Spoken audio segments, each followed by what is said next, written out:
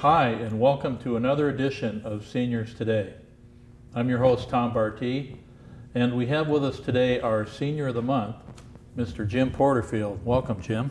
Thank you. Glad to be here. How does it feel to be honored as Senior of the Month? Senior of the Month? That's a lot more than I would normally expect from anybody.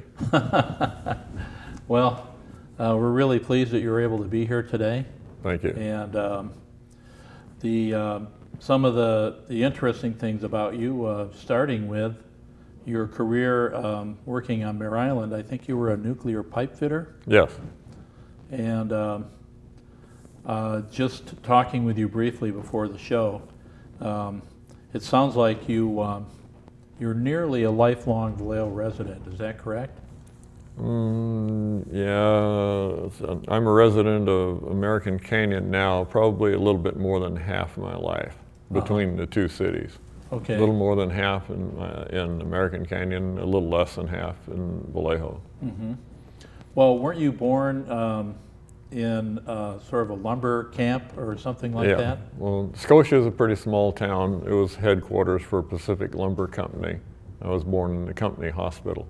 Mm-hmm. And 16 tons and all of that. Oh, that's cool. And so then your family ended up moving to Vallejo to support the war effort. Yes. Yeah, we moved here, I can't tell you exactly which month or whether it was 40 or 41, but we moved here before Pearl Harbor. My dad was working on the shipyard. Uh-huh. And so what did your dad do? And he was a blacksmith. Oh, okay. That's an interesting profession. Oh, go ahead.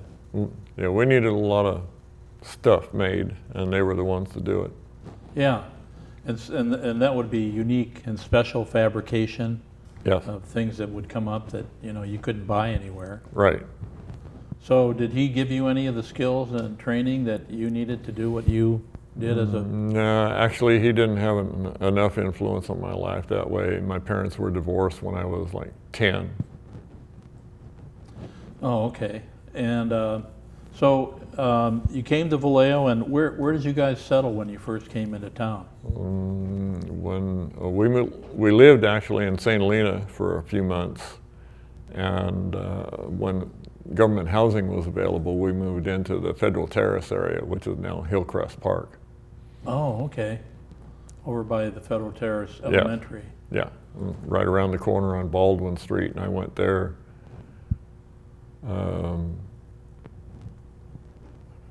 like 4 years. That's at Federal Terrace? At Federal Terrace School, yeah. Uh-huh. What was your next school in Vallejo? Can't tell you for sure without looking at the old school record, but I went either first grade or second grade at Grizzly Bluff School up in Humboldt County, and otherwise till fifth grade at Federal Terrace, and then sixth grade at Stephan Manor. So I think I remember from a conversation with you before that you had the opportunity to live with some of your other family members intermittently throughout your upbringing. Yes. Yes, we spent several summers, my sister and I, at the family home in Grizzly Bluff outside of the Victorian village of Ferndale. I remember when, I consider myself to be a young whippersnapper, right? Okay. So apparently I don't look in the mirror often enough. But I know I'm a senior, I know you're a senior too. But you were saying something about the federal government gearing up for the French Indochina or the Vietnam War, the early days. Yeah. And wasn't that somewhere around 1960? Yeah. I guess the military planners were looking down the road, seeing that we were going to have a problem over there. The French got their shirt tail ripped in 1954. I remember seeing Dien Bien Phu and the Catholic Sister with the last few soldiers that were there. And then in 1960, I got my draft notice. I was already 23 years old, and I reported into the Oakland Induction Center on the 7th of December. I guess it really didn't mean anything. It just happened to be that day. Yeah. And then I wound up Okinawa, and then we moved my unit into Thailand, and we served in the western part of Southeast Asia. No combat ribbons. Oh, so there was no fighting in the Yeah. western part? Right, yeah. We turned in all of our weapons on Okinawa and went into Thailand unarmed, enough so that they had to come into my barracks, talk to a friend of mine, and borrow one of his pistols because they paid in cash money, and they wouldn't let the pay officer go to Bangkok and back without having some kind of firearm on him. Wow, so you were in Thailand in 1960? 1962, 62? yeah. I bet that was a real eye-opening experience. Yeah. It rains there. It rains Yeah. like every day? Probably in the summertime, 1 out of every 3 days. But when it rains, it rains. So you were there kind of supporting a supply effort for Yeah. the soldiers in Vietnam, or Yeah. how was? Yeah, the engineer unit that I was in, we were building an all-purpose, all-weather highway to connect Bangkok to the 2 Thai Air Force bases that were in the central and northern part of the country. And so you were deployed there for a year, 2 years? Actually, I only spent 7 months in Thailand. It was considered a hardship tour, and I got out early. Served less than the full 2 years that a draftee normally would spend. Oh, okay. So where did you go after that? Home. So were you still in the military? No, yeah, I got in Okinawa in the spring of 1961 after my training. Then we shipped out from Okinawa in the spring of 62. So I spent like 21 months, or give or take a few days. So then you were done with your military service? No, after that, no, I did a couple of years of reserve unit here in Vallejo in a military police company. Is that the one that's over on? Yeah, Mini Drive, right off 37. Okay. Yeah. That's not there anymore, is it? There are units there, but they're very low profile. Ah, The last time I talked to somebody there, they were military police and they were supporting operations in Iraq and Afghanistan. so the main reserve place now is the one in South Vallejo, right off Highway 29? Bennett Street, that's the National Guard Armory. Oh, okay. U.S. Army Reserve is a different branch of the service. Well, they have Army Reserve on Mare Island too, right? Yes. Oh, yeah, the southern end, yeah. Yeah. Yeah, those people are let's see, they're, last time I was talking to them, I had a friend that was there were 5 transportation-oriented units. So when you came back and you were in the reserve, did you do something else in town? Were you? No, I looked around for a while. Maryland was my best bet, and they took me right in, and I spent the rest of my career there. So what did you do when you first started working at Mare Island? I started there as an apprentice pipe fitter. A couple of guys I went to school with were already there. A couple Yeah. other guys came in later on. So for people that don't know what a pipe fitter is, and there's probably some of them out there, could you give us a brief definition? Usually, if I describe something like industrial plumbing, and people kind of get the idea a little bit, but nuclear power plant is a pretty specialized thing to build, and there's a lot of pipe inside a submarine. And so you only get that job if your welds are good, right? So they don't want any mistakes? No, fortunately, I didn't have to learn how to weld. Oh, you didn't? No, we had pipe welders that did the welding because they had to pass non-destructive tests, X-ray and dye penetrant tests. Yeah, I remember. I have a cousin that used to be an inspector for the NRC, the Nuclear Regulatory Commission, Yeah. and he'd tell me stories about going out to Diablo Canyon and some of the power plants that he had to work on. Mm-hmm. So it sounded like kind of interesting work. So Yeah. was it a big unit that you were in? No, those are huge compared to a submarine power plant. But the number of people that did what you did on Mare Island, was it a big group or was it a smaller group? When I got drafted, there was right around 500 people in my shop. When I came back, there was over 1,100. And we had started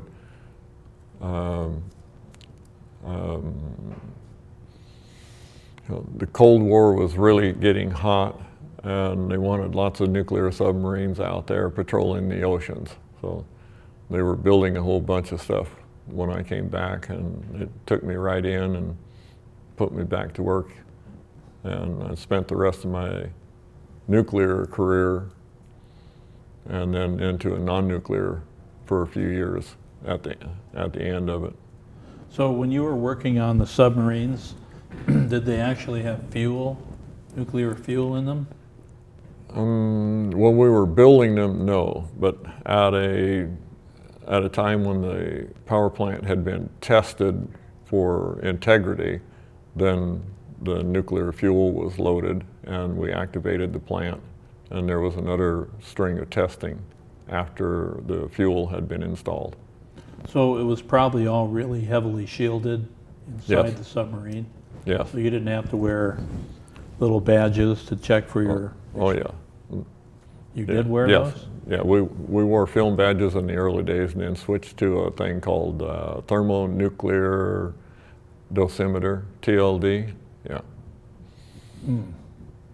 So obviously you're here today and you don't have extra fingers and things like that, so Right. clearly you didn't get any kind of significant exposure. Oh, yeah, I got the maximum that the shipyard would allow plus about 10%. You Because of our skills in repair of submarines that had been built somewhere else, and the plants were fairly dirty. And we got picked to get them overhauled, refueled, and cleaned up. Yeah, and when you say dirty, you mean radioactive leaks? No, actually, careless construction and actually contaminants, not part of the nuclear fuel, but contaminants that were allowed to be in the piping system. Same way like your motor oil, you get your oil change and you throw the filter away. They had a filtration system in them, and with pumps moving the water moves high speed, it wears on the inside. And other places were, we built all of our stuff to grade A cleanliness. Most everybody else built grade B and then flushed for grade A. And it didn't always get everything out. Yeah, and then of course the water circulation system was used for cooling, Yes. and there was probably an internal filtration system. Yes. Yeah, we had to change that out every once in a while. Yeah. Now, you remember, I heard somebody talking about a submarine that sunk in dry dock? Were you around when It that? was tied up on the waterfront, and I was working swing shift the night that it went down, yes. Oh, yeah? So did somebody leave a valve open or something? Actually, two people, my estimation, not the official U.S. government paperwork that you read on the thing, Yeah. but my estimation is the two guys were talking, and they were calling two different parts of the submarine by the same name.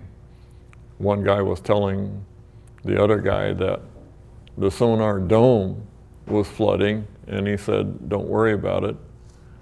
The sonar dome is free flood," and it actually was.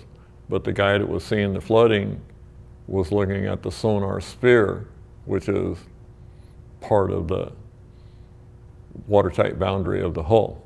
And the integrity of it was defeated because we used it to bring service hoses into the submarine rather than clog up the hatches. And when the water started coming in the submarine, they had been doing some other processes, water in the back, water in the front, water in the back, water in the front, to continue leveling it out, and it settled a little bit too much. And anyway, And the rest is history. yes. Well, you know, just hearing you talk about this makes me realize something I didn't realize before, that this was all very, very highly technical work. And that, you know, you hear someone say that you were a pipe fitter, but you're actually a nuclear engineer from what I'm hearing. Yeah. I mean, you had to know the details of the process, you had to know the safety aspects of it. Mm-hmm. That's right. And you, as you pointed out, terminology was a big issue. Uh-huh. Or if it wasn't a big issue, it was a big problem. Yeah. And it must have been a really incredible training opportunity and experience. Yeah. Every submarine was a little bit different. They were in for the same main purpose, but we had to do a lot of other things different from boat to boat, even though that they were pretty much the same thing. And then I talked to some people who were very knowledgeable not long after the Guitarro sunk at the waterfront. We used a bunch of newly developed, specifically for submarine recovery from deep water. The Glomar Explorer went to work out looking for that Russian submarine. Mm-hmm. And the techniques that we used on the Guitarro were used trying to recover that submarine hull. Ah, interesting. Uh-huh. So was it like pumping air into it, or?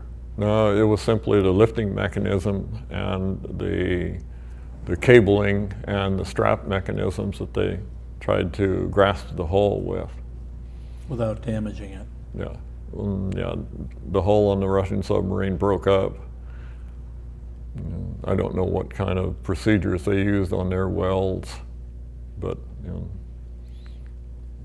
the hull on that submarine failed to allow them to lift it up off the ocean bottom. Did you ever see the Glomar Explorer? No. Because they had it in a shielded barge in the mothball fleet Mm-hmm. for years and years, and Yeah. I had a chance to tour it and actually go through there and walk under it. Mm. It was up Uh-huh. on blocks, probably about, wow, was it 7, 8, 9 years ago? Maybe it Mhm. wasn't that long ago. Yeah. But it was a very stealth-looking vessel. Mhm. That's the best way I can describe it. Yeah, that's, yeah, I'd never even seen any photographs of it. I know kind of a bit about the structure, where it has basically a hole in the middle. It's two ships with a hole in the middle, so that Yeah. they could hang the hang the crane mechanism out, and we're expecting to be able to raise the submarine hull, the submarine hull up into the hole in the middle of the ship, and see what the Russians had for technology. But it broke up when they got it part way up from the bottom and slid off of the mechanism. Wow. So I don't remember the exact dates of the nuclear submarine construction program, but I know the first one, wasn't the first one built in Mare Island? No, the first one we built on Mare Island was the Sargo, and that was probably like maybe the fifth actual nuclear submarine. A couple others were built on the East Coast before.